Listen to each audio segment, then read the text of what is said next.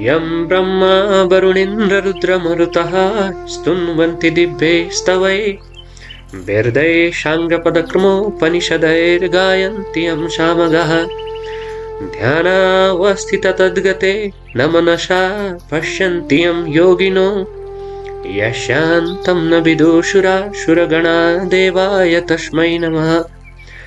श्रीमच्चन्दनचर्चितौ जलवपुः शुक्लाम्बरा मल्लिका मालालङ्कृतकुण्डला प्रविलसन्मुक्ता बलिशोभिता सर्वज्ञाननिदानपुस्तकधरा रुद्राक्षमालाकरा वाग्देवी वदनाम्बुजे वसतु मे त्रैलोक्यमाता चिरम्। मूकं करोति वाचालं पङ्गुं लङ्घयते गिरिं यत्कृपातमहं वन्दे परमानन्दमाधवम्। नमो भगवते तस्मै व्यासायमिततेजसे यस्य प्रसादाद् वक्ष्यामि नारायणकथामिमाम्।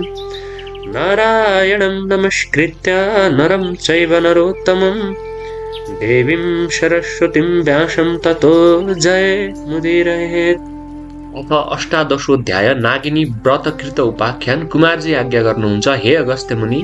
त्यसपछि महादेवले विष्णुलाई बिदा दिई जालन्धरसित युद्ध गर्न लाग्नुभयो। महादेव र जालन्धरको भयङ्कर संग्राम भयो।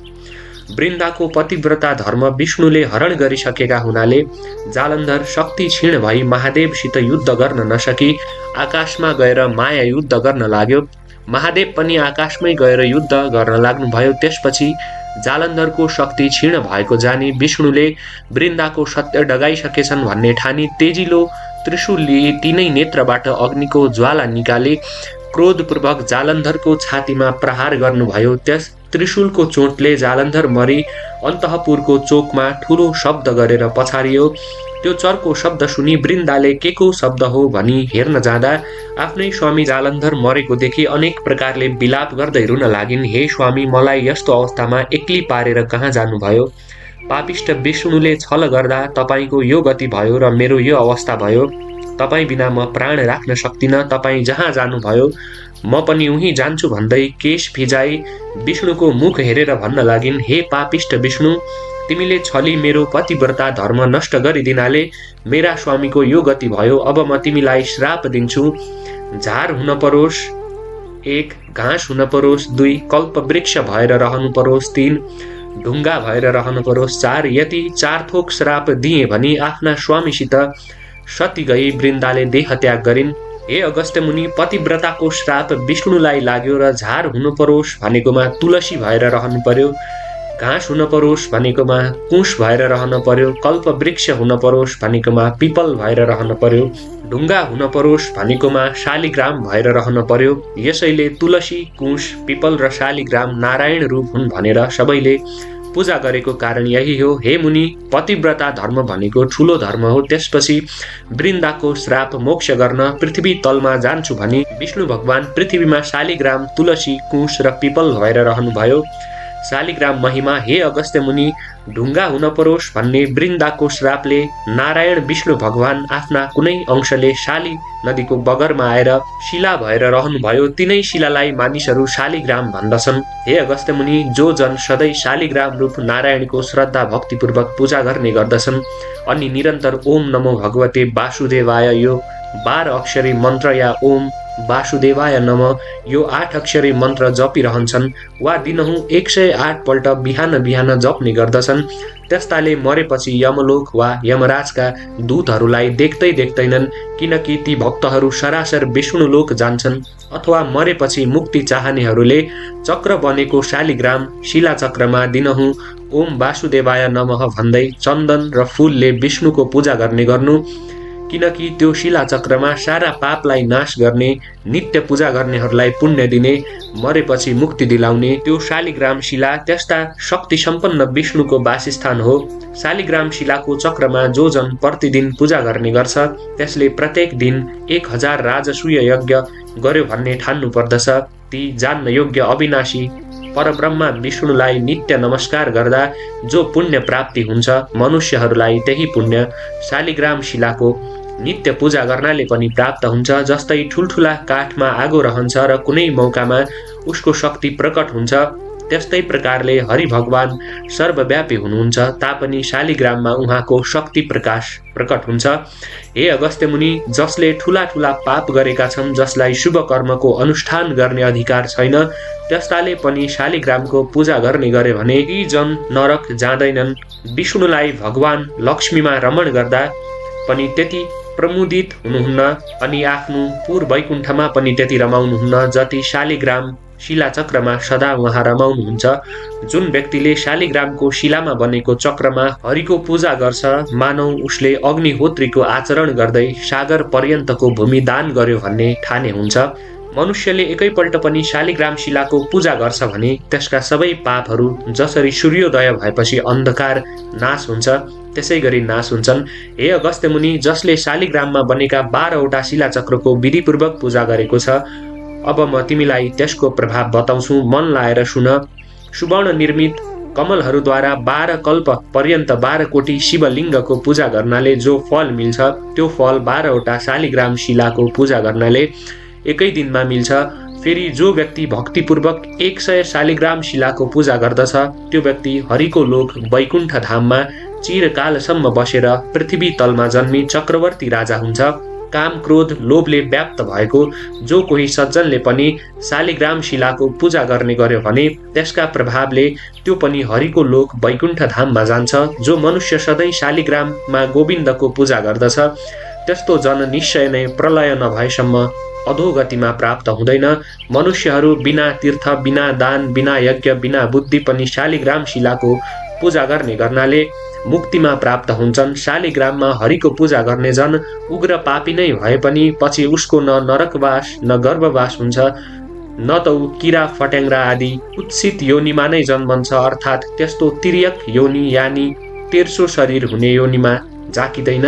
दीक्षा विधान र मन्त्र जान्नेवाला जो जन सधैँ शालिग्राममा विष्णुको पूजा गर्दछ भने त्यो जन वैष्णव धाममा जान्छ। शालिग्राम शिलाको जलले जो आफूलाई अभिषेक गर्दछ, मानौ उसले सबै तीर्थहरूमा नुहाएको हुन्छ र सबै यज्ञहरूमा दीक्षित भएको हुन्छ।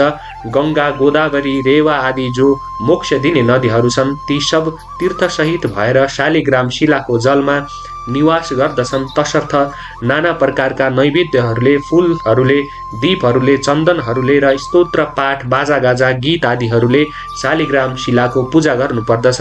कलियुगमा जो मनुष्य भक्तिपूर्वक शालिग्राम शिलाको उक्त विधानले पूजा गर्दछ, त्यो मनुष्य हजारौं करोड वर्षसम्म हरिको निकटमा रमाउँदै रहन्छ। आफूले दर्शन गरिएका, पूजा गरिएका, स्तुति गरिएका करोडौं शिवलिङ्गहरूले जो फल मिल्छ, त्यो फल एउटै पनि शालिग्राम शिलामा गरिएको दर्शन, पूजन, स्तवनले प्राप्त हुन्छ। जो मनुष्यहरू शालिग्राम शिलाबाट उद्भव विष्णु लिङ्गमा एकपल्ट पनि पूजा गर्दछन्, ती जन आध्यात्म ज्ञान रहित भएका भए पनि मुक्ति प्राप्त गर्दछन्। शालिग्राम शिलारूपी केशव भगवान जहाँ रहनुहुन्छ त्यही यक्ष देवता, सिद्ध र 14 भुवन रहन्छन्। जो मनुष्य शालिग्राम शिलाको अगाडि रहेर पितृहरूको श्राद्ध गर्दछ, त्यसका पितृहरू तृप्त भएर 100 कल्पसम्म स्वर्गमा निवास गर्दछन्। जो मनुष्य नित्य प्रति शालिग्राम शिलाको जल पिउँछन्, त्यस्ताले हजारौं पल्ट पञ्चगव्य आचमन गर्नाले के प्रयोजन, अर्थात् केही प्रयोजन छैन। जुन ठाउँमा शालिग्राम शिला रहन्छ त्यहाँबाट चारैतिर 3 योजन अर्थात् 12 कोशसम्म त्यो स्थान तीर्थ समान मानिन्छ। त्यहाँ गरिएको दान, होम सबै करोड गुना अधिक फलदायक हुन्छ। शालिग्राम शिलाको जल एवं गोमती चक्रको जल, यी दुवै जल मिलाएर जो मनुष्य रोजै पिउँछ र शिरमा शरीरमा छर्कन्छ, त्यसको शरीर नै चक्रले चिन्हित भएको जस्तै हुन्छ। यसमा कुनै संशय छैन। जो चक्र संसारमा गुप्त रहन्छ, त्यो चक्र यमलोकमा धर्मराजलाई छोडेर अरू कसैले पनि देख्दैन। हरिभक्तहरूको चरणोदकको सेचनले यमराज भयभीत रहन्छन्। यसै कारण वैष्णवहरूको उत्तम घरमा जान आफ्ना दूतहरूलाई निषेध गरेका हुन्छन्। जो कोही नदीहरू सोझै समुद्रमा मिल्नेवाला छैनन्, माघ मासमा तिनमा स्नान गर्नाले त्रिरात्र व्रतको फल मिल्छ। सोझै समुद्रमै मिसिने नदीहरूमा स्नान गर्नाले 1 पक्षे व्रतको फल मिल्छ। समुद्रमै स्नान गर्नाले 1 महिने व्रतको फल मिल्छ। गोदावरीमा स्नान गर्नाले 6 महिना व्रत गरेको फल मिल्छ।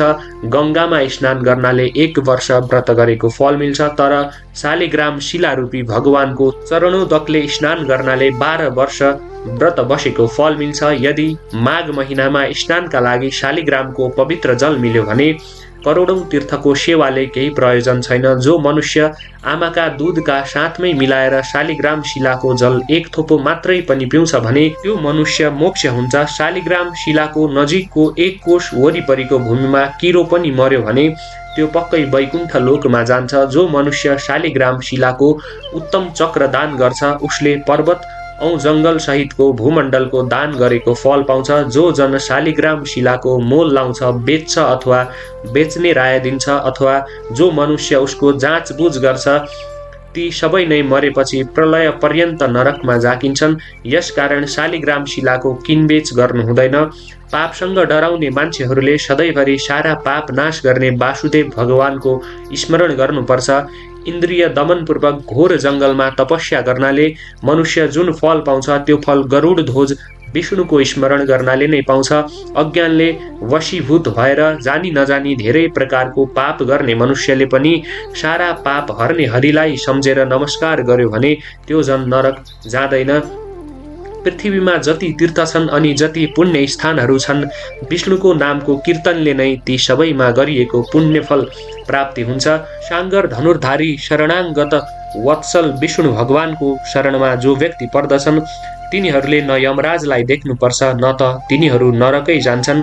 नारी जातिहरू त धोका दिई झुक्क्याई परनारीको सतीत्व डगाउने विष्णुको त्यो भडुवा अंश नै शालिग्राम भएको हो। तसर्थ नारी जाति मात्रको अपमान गर्ने त्यो अंश हो भन्ने ठानी शालिग्राम शिलालाई छुँदैनन् र पूजा पनि गर्दैनन्। त्यस्ताले त केवल शालिग्राम धोएको वा शालिग्राम चोभेको जललाई नै उनै साक्षात निर्दोष अंशका त्रैलोक्यनाथ विष्णुको चरणोदक मानी ओम नमो वासुदेवाय भन्दै अचाएर शिरमा दिनहुँ छर्कने गरे पनि अथवा प्रत्येक एकादशीको व्रत बस्ने गरे पनि तथा 12 महिनामा आउने त्यस पूर्णिमाको र मलमासमा पर्ने मलमासकै पूर्णिमाको कथा सुन्ने गरे मात्रै पनि सधैँ शालिग्रामको पूजा गरेको पुण्यफल पाउँछन्। तुलसी महिमा। हे अगस्त्य मुनि, घाँस हुन परोस् भन्ने सती वृन्दाको शरापले आफ्ना 1 अंशले तुलसी भएका तुलसीका पातहरूले जो मनुष्य हरिको पूजा गर्दछ त्यो मनुष्यलाई पानीमाथि पानीमै रहेको कमलको पातलाई पानीले नभिजाए झैँ कुनै पापले पनि छुन सक्दैन। 1 तोला सुन या 4 तोला चाँदी दान गर्नाले जो फल प्राप्त हुन्छ त्यो फल कुनै पनि एकादशीको दिन तुलसी पत्रले हरिको पूजा गर्दा प्राप्त हुन्छ। एकादशीका दिन तुलसी पत्रले पूजा गर्दा भगवान विष्णु जस्तो प्रसन्न हुनुहुन्छ। त्यस्तो प्रसन्नता रत्न मणि, वैदुर्य मणि अनि मुगा आदिले पूजा गर्दा पनि प्रसन्न हुनुहुन्न। एकादशीको दिन जुन जनले तुलसीका मञ्जरीहरूले केशव भगवानको पूजा गर्दछ त्यसले जन्मेदेखि गरेका पापका घुरान सबै बढार्दछ अनि जन्म जन्मान्तरका 10,000 वर्षदेखि गरिआएका आफ्ना सारा पापकन खाक गरिदिन्छ। सधैँ दर्शन गरिएकी, सधैँ स्पर्शन गरिएकी, सधैँ ध्यान गरिएकी, सधैँ कीर्तन गरिएकी, सधैँ स्तुति गरिएकी, स्वयं रोपिएकी, स्वयं सेचिएकी, सधैँ पूजा गरिएकी र सधैँ ढोगिएकी तुलसी कल्याणकारी हुन्छन्।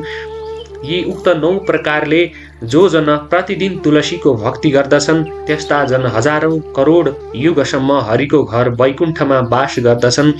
हे अगस्त्य मुनि, रोपिएकी तुलसीले जति जरा फैलाउँछिन् त्यति 1000 युगसम्म रोप्नेको पुण्य फैलाउँछिन् अर्थात् बढाउँदछिन्। हे अगस्त्य मुनि, जुन जनद्वारा रोपिएको तुलसी जबसम्म आफ्ना हाँगाबिगा शाखा प्रशाखाहरूले र उनका बिया पुष्प र पत्रले पृथ्वी तलमा बढिरहन्छन् ती पुरुषका कुलमा जो जन्मिएका छन्, जो पछि जन्मिनेछन् र जो बितिसके ती सब जनको 2000 कल्प वर्षसम्म हरिको धाममा अर्थात् वैकुण्ठमा वास हुन्छ। हे अगस्त्य मुनि, झाङका झाङ तुलसीको झाडी रोप्नेले यमराजको दर्शन गर्नु पर्दैन, किनकि तुलसीको बुटो सबै पापलाई नाश गर्ने, चिताएको कल्याणकारी कुरो पुर्याउने, पुण्य दिने हुन्छ। जुन घरमा झाङिएको तुलसीको मठ रहन्छ त्यो घर पुण्य तीर्थ समान हो। त्यहाँ यमराजका दूतहरू जाँदै जाँदैनन्।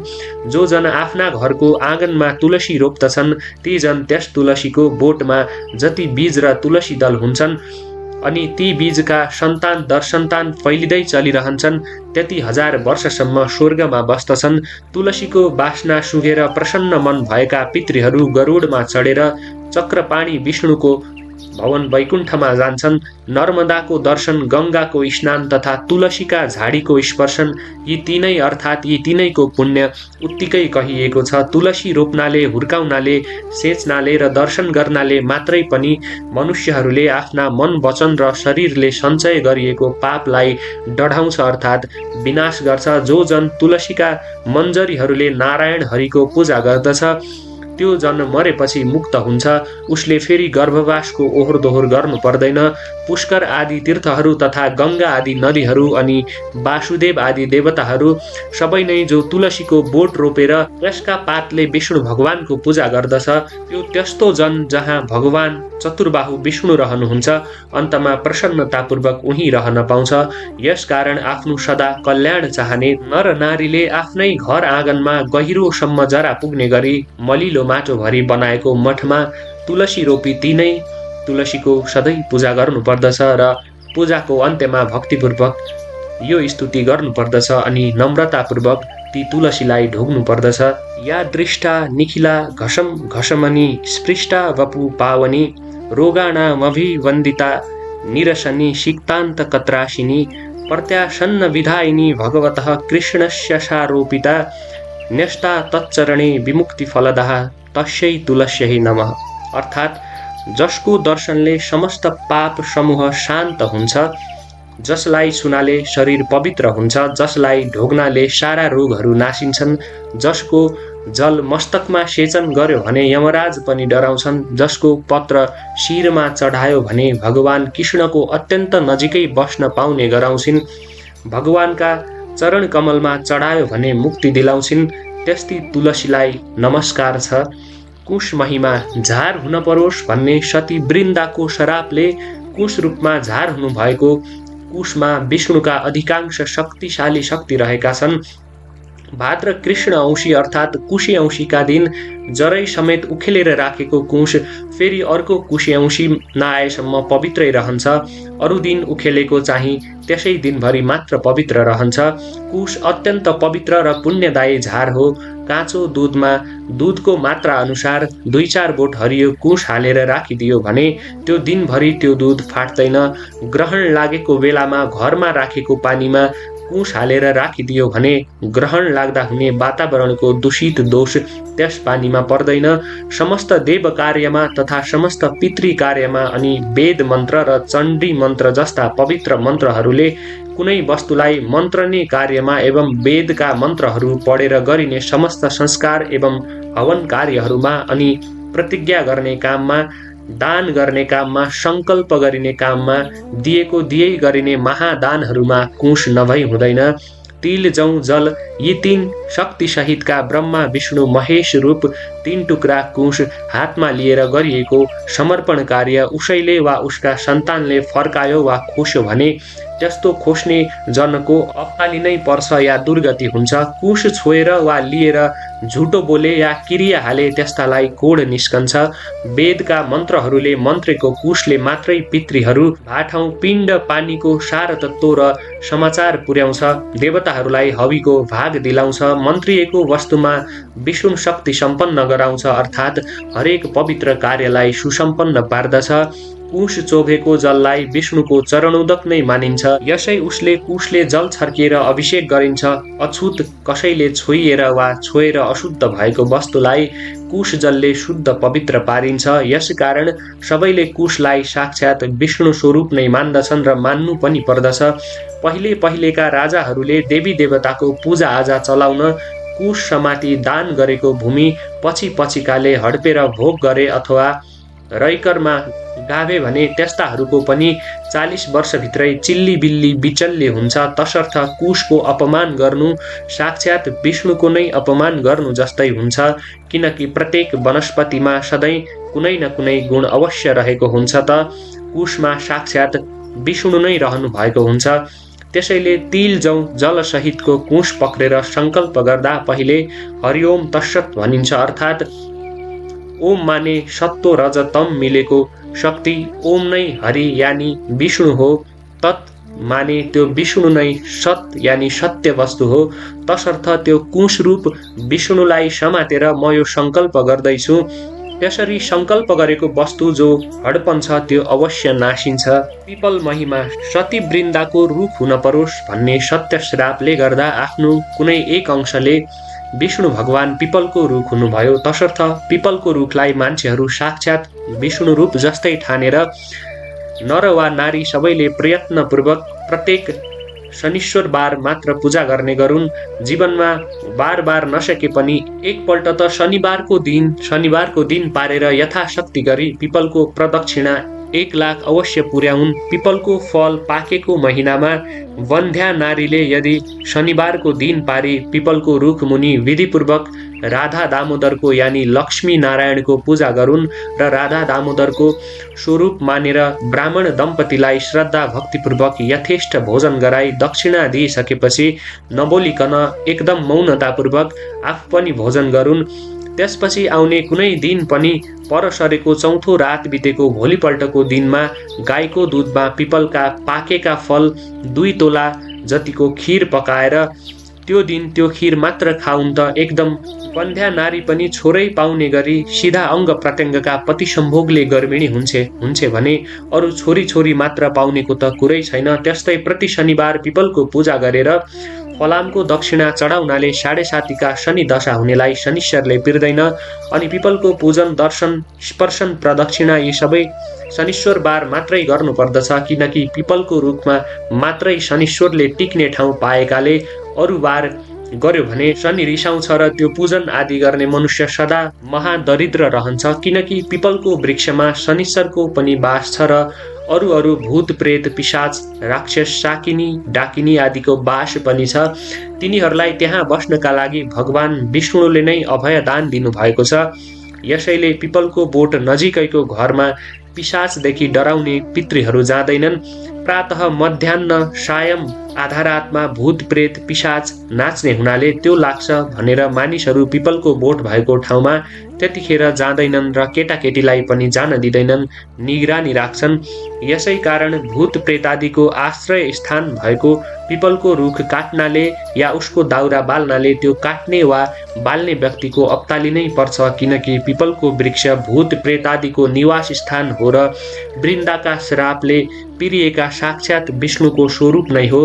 हे अगस्त्य मुनि, त्यसरी वृन्दाको सत्य डगाउने काम सकी शिवजीसँग विदा भई विष्णु भगवान वैकुण्ठधाम गएपछि शिवजी आफ्नो काम फत्ते पारी हर्षले साँडेमा चढी सकल देवता अघि पछि लगाई अनेक खुसीका बाजा बजाई अप्सराले नाची गन्धर्वले गाना गरी पुष्प वृष्टि गर्दै कैलाशमा प्रवेश गर्नुभयो अनि प्रथम गणसहित शिवशक्ति स्वरूपले रहनुभयो।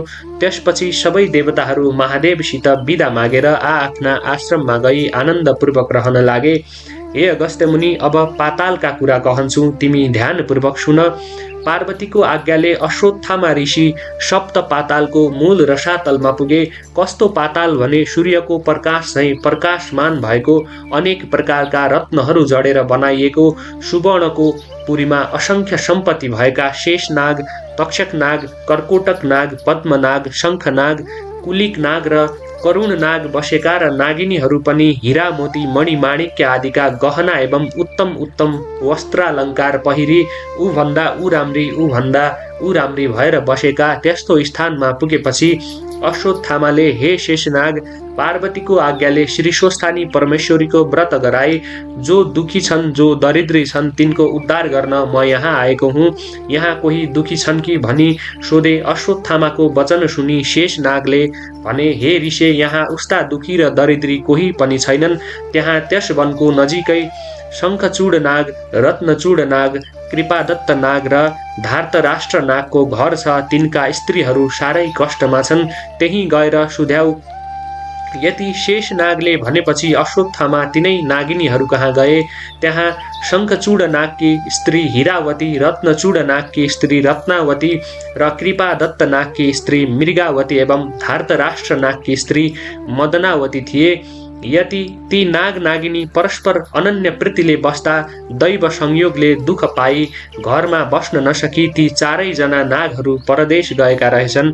अनि नागिनीहरू पनि पति परदेश गएपछि चारैजनाले सल्लाह गरी घर छाडेर वनमा बसी दुःखका दिन बिताउन लागेका रहेछन्। ती नागिनीहरू दुःखमा परे पनि महासत्यवादिनी थिए। नागहरू परदेश लागेको 12 वर्ष बित्दा पनि नागहरूले नागिनीहरूको र नागिनीहरूले नागहरूको केही समाचार पाउन सकेका थिएनन्। अश्वत्थामा ऋषि त्यस्ता दुःखका सिन्धुमा डुबिरहेका ती नागिनीहरूलाई हपार्दै उही पुगे। ती नागिनीहरूले सुनेर को हपार्दछ भनी गुफाबाट निस्केर हेरे अनि अश्वत्थामा ऋषिलाई देखेर सोधे, हे अश्वत्थामा ऋषि, आज हामी पापिनी दुखिनीका घर के कामले आउनुभयो? तब अश्वत्थामा भन्दछन्, हे नागिनी हो, पार्वतीको आज्ञाले श्री स्वस्थानी परमेश्वरीको व्रत गराई जो दुखी छन्, जो दरिद्री छन्, जसका पुरुष छैनन्, जो सन्तानहीन छन्, तिनको उद्धार गर्न आएको हुँ। यति अश्वत्थामाको वचन सुनि नागिनीहरूले मनमा आनन्द मानी, हे ऋषीश्वर, हामी दुखी पनि छौँ, दरिद्री पनि छौँ, पापी पनि छौँ, हाम्रा सन्तान पनि छैनन्, पुरुष पनि छैनन्, अतः हामीलाई त्यो व्रत अवश्य गराउनुहोस् भनी नागहरू परदेश गएको र आफूले दुःख पाएको सबै विस्तार गरिसकी आदरपूर्वक उनलाई आसनमा बसाले। अनि अश्वत्थमा भन्दछन्, हे नागिनी हो, ध्यानपूर्वक सुन। सत्ययुगमा हिमालय पर्वतकी पुत्री पार्वतीले श्री महादेव स्वामी पाउन भनी श्री स्वस्थानी परमेश्वरीको व्रत गरेको विधि भन्दछु। पौष शुक्ल पूर्णिमादेखि हात गोडाका नङ काटेर स्नान गरी पवित्र भई एक भक्त रही एक चित्त गरी मेरो फलानु कामना सिद्ध होस् भनी नित्य मध्याह्न कालमा श्री स्वस्थानी परमेश्वरीको पूजा गर्नु र उनैको कथा सुन्नु। माघ शुक्ल पूर्णिमाको दिन 108 रोटी, 108 अक्षता, 108 बेली पुष्प, 108 यज्ञ सूत्र, 108 पान, 108 कुडका सुपारी, जौतिल, फलफूल आदि सबै 108 सगुन समेत नाना उपचार तयार पारेर आरसीमा ओमकार लेखी गंगा जलले स्नान गराउनु र श्रीखण्ड, रक्तचन्दन, सिन्दूर, अबिर, पुष्पमाला चढाई धूप दीप नैवेद्य वस्त्र भेटी अर्पण गर्नु।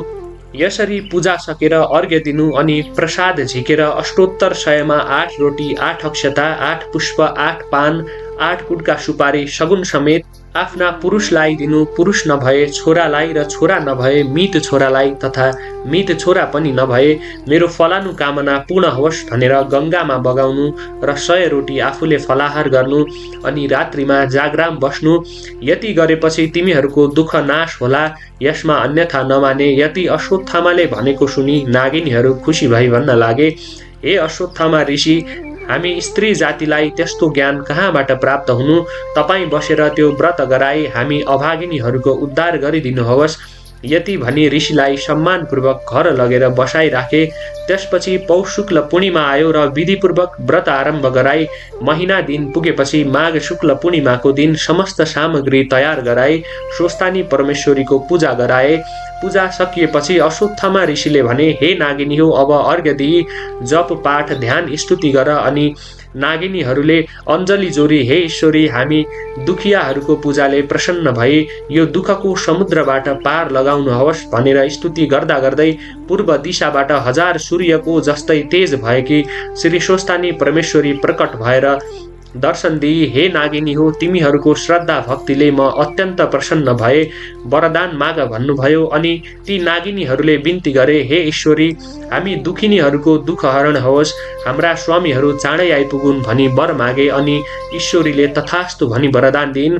त्यसपछि प्रसाद झिक्न लाग्दा श्री स्वस्थानी परमेश्वरीको व्रतको प्रभावले परदेशबाट नागहरू आइपुगे र नागिनीहरूले मनमा आनन्द मानी धन्य धन्य स्वस्थानी परमेश्वरी भनी प्रसाद झिकेर 8 रोटी, 8 अक्षता, 8 बेली पुष्प, 8 पान, 8 कुडका सुपारी सगुन समेत आफ्ना पतिलाई दिएर दण्डवत प्रणाम गरे।